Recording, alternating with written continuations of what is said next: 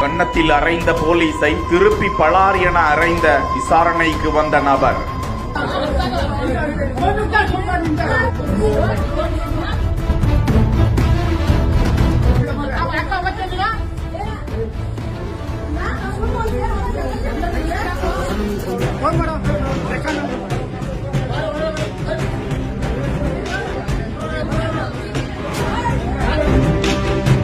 என்னை அடிப்பதற்கு நீங்கள் யார்? அடிப்பதற்கு உரிமை இருக்கிறதா என கேள்வி எழுப்பிய நிலையில் வழக்கு பதிந்து சிறையில் அடைத்த போலீசார்.